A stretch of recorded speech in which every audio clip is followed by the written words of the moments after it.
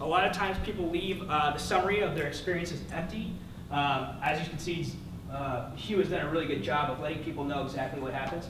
And keep in mind, when recruiters are looking for you, they're looking for a specific type of person now. Now, because of LinkedIn, they can say, I want a 1996 graduate at Dartmouth. I want someone who's worked at Genentech for 2 years. I want them to have the position of manager. And I want them to be able to have a certain salary range. They can find you at that discrete level now. So if you don't give them the opportunity to find you, they're never going to find you. So make sure to keep that profile up to date. We added new additional information. I'm just going to go to my profile first to show you that. We added new sections, publications, organizations, honors, awards, test scores. All these things are new areas where you can input data. The more data you give out on LinkedIn, the more opportunity you're giving yourself to get found by the next recruiter. A lot of times people find it maybe intimidating to put this information in there, but what you're doing then is giving someone else who's not intimidated that much more of an edge to get found by somebody. This is your social brand. Be proud of who you are. If you aren't proud about who you are, then chances are the company's not going to want to hire you. So go through this section in detail and let people, as I kind of say, start to develop landmines where people can find you. And we actually just rolled out this new profile feature. Are you guys familiar with the skills section? This was just rolled out, and it's actually a really, really fun new tool that starts to let your peers evaluate you. So here's how it works. This is my profile, and right now these are all the people that have endorsed me for one of these skills, whether it's team leadership, strategic consulting, program management. So here's what happens. I can go to a friend's profile. Let's just go back to Hugh's. And I can endorse him for a skill. Actually, let's go.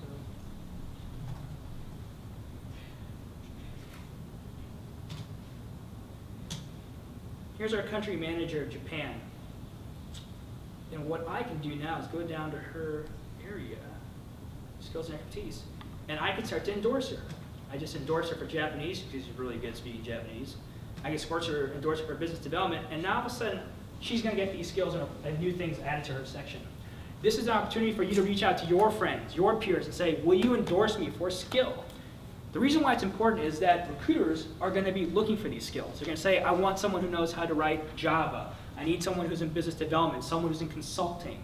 So start to leverage this new tool, and this is the basis to build the algorithm for you guys. So I'm going to stop there. Is that making sense, or is that too fast? That's good. Yeah. So there's no, it's just like, yes, no, there's no like quantitative, like this person's actually good at Japanese, or this person can actually read and write. So this is a pure evaluation. So essentially, once I've endorsed her, she's going to get a message that says, Mike Kim just endorsed you for Japanese. Now, she doesn't have to accept the endorsement, but the suggested ones are the ones that are based on her algorithm, so it knows that she's probably put down Japanese at some point in her profile. And so it's either up to me to endorse that. So it's actually based upon your own profile algorithm.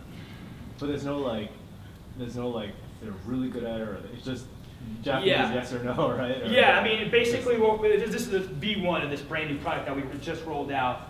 But what we're saying is essentially if you do feel like, let's say, Catherine's very good at business strategy, you would be endorsing her. And based on your social credibility, if someone knows that, hey, Mike Kim, who I have a trusted relationship with, just endorsed me for this skill, when a recruiter looks at now my profile and says, oh, I remember Mike, and he endorsed Catherine, adds that much level of confidence into this person.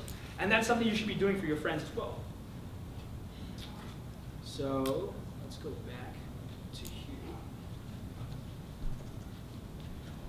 Hugh. Just to get a sense, are people right now, just to get a moderate the temperature of the room, looking for a job right now, have a job, interested in looking for a job? Is that kind of why people are here? Yep. All right, this is a very engaging room. They're super warmed up. We just launched this new profile, so I'm still kind of getting used to it too. But a lot of times people put down their different things that you would never learn about someone else, and it's about kind of who they follow and what they love. So you start to see passions like cycling, I love skiing, I love restaurants. That's something that helps people connect with people at a completely, at a completely different level. So a lot of times people, when they find a job opportunity, you may be qualified because 50 other people are qualified as well for that job. the thing that makes you different is the thing that you relate to on a completely personal level. So when you want to go, let's say, work at Zynga, and you see that you want to work in business development, Q loves to ski, right away, you probably are already competitive with that person. You could probably, when there are 50 other people that are applying for that job, you probably are completely fit and sound for that. But the one thing that might get you that job is the fact that you know that he loves skiing, and you love skiing. And so connecting on that basis, it might be the deciding factor.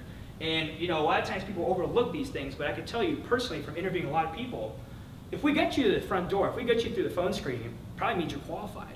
So when we're meeting face to face, it's whether or not you're a cultural fit. And that comes down to the fact that, do you have the same passions as I do, and do you think we're going to be able to work together well? I want to show you the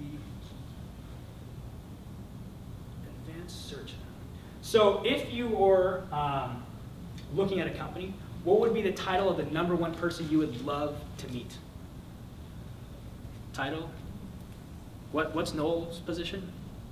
CEO, right. So I'm just going to walk you through kind of how a lot of people are looking for jobs. We have 175 million users. That's a shit ton of people. So how do we break that down and make it much more of a smaller world? Well, let's start to do that. Let's say I want to look for the CEO of a company. That's who I want to reach out to. So I'll search. It gives me 778,000 people, about 800,000 CEOs. All right, cool. What is a company that you guys would love to work for? Any suggestions? Google? Okay. So let's break it down even more.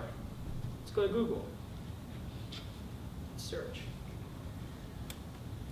Now we've taken 175 million users, we've broken it down into the number of CEOs, and now we want to break it down to just people who have some type of relationship with Google. So now we're at 1,048. Name a place that you would love to work. What's your dream area? San Francisco, Sacramento, not Sacramento, maybe New York. Any place? Where's a dream place you guys want to work? Sydney. Sydney, okay. I don't know that zip code. No one has ever said that. So it's a country. There we go. And let's search. All right. Here we go. Now, all of a sudden I've taken a very, very massively open network and pretty much brought it down to 18 people on criteria that relate to me. I'm looking at someone that wants to work at, I want to be someone that works at Google, has some assimilation with Australia because I like the weather and the food down there, and then have at some point been a CEO or related to someone as CEO. And now I can take a look at this list and say, who can I reach out to? So look at Mark Capps. I have no idea who this guy is, but he's a secondary connection. Daniel Arango, business development manager, ex-Google. Jeremy Crooks, CEO, tons of people. So let's just dive into this. I have no idea what Sneaking Duck is. I'm kind of interested. And so let's see who is in between me. So I have some good friends that are in between me and Mark. And what seemed very, very hard for me to get at, I have now found a couple people in between that can now make an introduction for me, has made the world small for me. And now when I want to reach out, I don't want to be a part of one of the largest, I'll give you an insight. When I was at Zynga very, very early, we started with one room. Our first game was poker, and we grew from I think 50 to 800 people in 1 year. I went down and talked to our recruiter, and one day she had a stack of resumes this big, and then she had a resume stack literally up to here. The machine would not stop printing. I said, what's the difference between the two piles? And she said, well, the one on the left are all internal referrals or someone that recommended someone. The other one is the one that came through just someone sending a resume that's info@zynga.com. Who do you think Zynga is going to look through that list of? The small one. And it's because someone made the connection with someone and realized, when I'm going to be competitive with every single other person in the world that wants to work at Google Australia, at least I have some people down that are going to vouch for me. Rather than saying, well, I've got a great resume, and I'm really fun on the phone, and I'm sure if I send my resume into the portal, they're probably going to call me. Chances are you're going to be in a huge pile among a lot of other really smart, good people. So that's why finding this connection is so important. How many of you guys went to college? All right. So we brought out this new tool called the alumni tool. So if you just go to contacts and you go down to the university you listed, it's the alumni tool. I think one of the most important, powerful bonds between you and someone else is the college you went to. I was just actually up at Davis. I'm a Davis graduate. Any Davis graduates here? Yes, Aggies. I was just up there speaking to the MBA class. And granted, I've never met any of those people, but I know that if they ever came down to the Bay Area and said, hey, I'm a fellow Aggie, do you mind taking 5 minutes to have coffee with me? I would absolutely do that. And you guys would too, right? Yeah. You guys will go to hell if you don't say yes. All right. So why is this tool powerful? Well, let's play around with it. It's the only tool that has standardized every single university in the world, 20,000 plus. So I went to school at UC Davis, and I want to meet some alums. Let's just have fun with this. I'm going to set it down to 1900 to 2019. And let's say I want to work in the San Francisco Bay Area. Well, actually, hold on. Let me just first go back. If you could tell, we have 76,000 people on LinkedIn that went to UC Davis. That rivals their own alumni network. Okay? So let's say now I want to work in the San Francisco Bay Area. And I'm interested, and this will show me where most of the graduates go. Yeah? Are these tools all the free account? Yes, this is, yeah. Everything I'm going to show you today is not in the premium stuff. This is all stuff that you can do right now. Rather than even listening to me, you could probably be doing this.